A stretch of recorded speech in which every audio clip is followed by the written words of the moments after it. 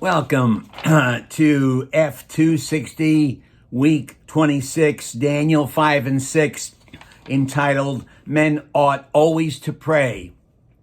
Highlight verses from Daniel 6, verse 1 and 2. It pleased Darius to set over the kingdom 120 princes, which should be over the whole kingdom, and over these 3 presidents, of whom Daniel was first, that the princes might give account unto them, and the king should have no damage. Explaining this, Darius, the ruler of Media Persia, who had just conquered Babylon, reorganized his kingdom. He appointed 120 governors as administrators. Over them were 3 vice regents, one of whom was Daniel. Daniel had done such an outstanding job when he served as vice regent for Babylon before it was conquered by Darius, that he put him in charge of the whole Medo-Persian Empire. Applying this, at this point, some commentary on Daniel's background is warranted. In 580 BC, Judah was conquered by Babylon. Jerusalem was destroyed and its survivors taken into captivity into Babylon. The Babylonians took the best and the brightest of the Hebrew children for Nebuchadnezzar's court to serve the king.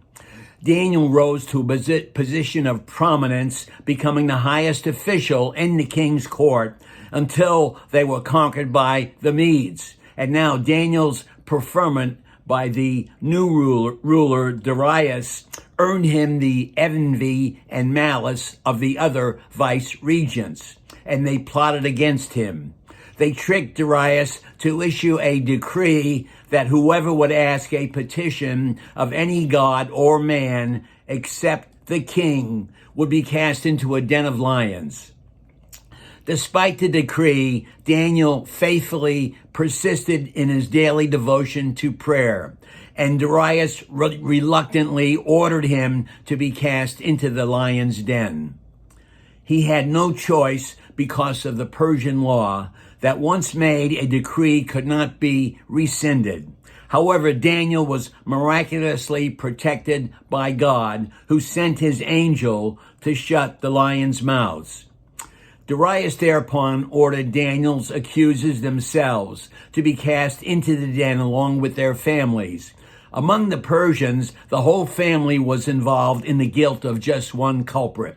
The Mosaic law expressly forbids this in Deuteronomy 24:16, which says, "The father shall not be put to death for the children, neither shall the children be put to death for the fathers. Every man shall be put to death for his own sin." But the Persians did not have such a law and brutally destroyed the whole family for the sins of their fathers. My response, and he spake a parable unto them to this end, that men ought always to pray and not faint. Luke 18:1. May we be inspired by Daniel's faithful perseverance in prayer, regardless of the threatened outcome of doing so. Amen. God bless.